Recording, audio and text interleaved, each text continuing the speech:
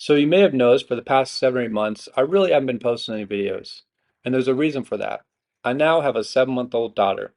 And to be honest with you, I just wanted to spend this time formulating those core memories, learn as much as possible, growing in all the ways that I can, and designing my own reality. I mean, sometimes the reality designer must design their own reality. And that's what I've been doing.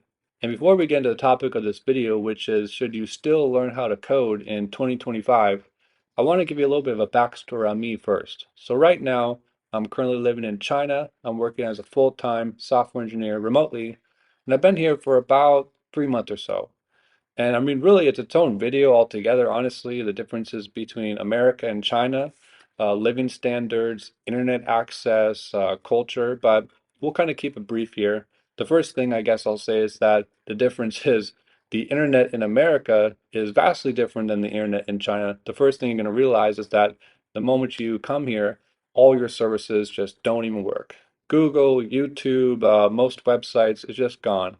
And so that was the first challenge that I had to navigate. But this question recently has come up, which is, should you still even learn how to code? I mean, why should you?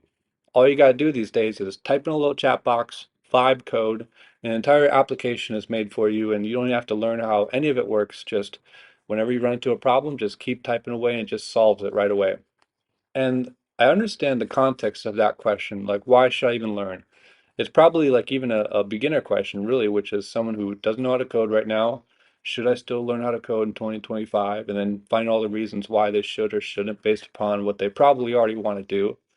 And I understand why you would want to ask that question because it makes sense. I want to be prepared. But also, it's kind of ironic because the number one way that you prepare for the future is by learning as much as possible. So already there, you probably should just learn how to code anyway. And for me, learning how to code taught me something so much more deeper, I think, about myself, and about probably even the nature of my own reality, which is I've always had problems thinking things through to the end, finding a starting position and how to find an end position, and figuring out a way how to get there from point A to point B. To be honest with you, I mean, in high school, I really kind of struggled actually when it came to learning more complex topics because all throughout my school career, I basically got A's and B's until I no longer did.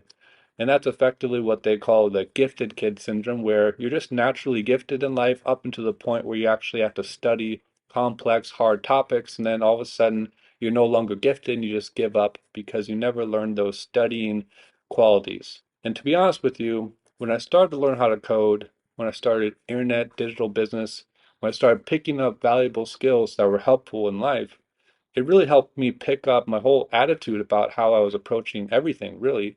And so the number one thing that I would say that if you're starting to learn how to code right now, or you're not really serious about it, and you're kind of intimidated that AI is just going to take your job, to be honest with you, you probably should just still learn how to code because it's probably the most productive thing that you can do right now. Now, I do use AI in a lot of my workflows. I use Cursor. Obviously, everyone uses Cursor or Windsurf, or there's other technologies, V0, Bolt, and Lovable, all these different things. But I think the individual technology that you choose to use doesn't really matter because ultimately, if you don't implement some type of version control into how you're building, I've heard stories on Twitter and Reddit where people will build a whole project, never even use GitHub, and one day their app just completely crashes and gets all malformed because they never even learned version control or how to use Git. And so effectively the whole application gets all messed up because it's literally just one prompt away from screwing up everything. And that's what I guess I'm trying to talk about when it comes to should you still learn how to code, which is there's so many more aspects to learning software and programming than just the code itself. I mean, code is really just syntax, right? I mean, before we would just go on Stack Overflow or Google the error that we're getting in the console, and eventually in 5, 10 minutes, we'd probably find an answer. All LLMs these days really do is just compress the time to find an answer. Really, I mean, I've seen a lot of code, especially the code that I've written these days, where it just totally generates an entirely shit output. Just an implementation that you would definitely not want to use in production. But if you don't have the eyes to see what's wrong or the bigger context window to see your whole application and why you wouldn't want to implement that code, then you really won't know it, whether it's going to actually break your application or whether it's good code or bad code, etc. And that's where developing that extra lens to the code also helps you, where you can start to see what's good and what's bad code. And that's really the biggest skill right now that I think you need as a software engineer to make yourself stand out in the marketplace or even build anything that's valuable at all. You have to know when something is actually good quality versus bad quality. And if you don't know how to code, then no matter how much you're developing or working with AI, it's not really going to actually help you. And the bigger thing I think with all this, which is, there's always more things that we're going to have to work on.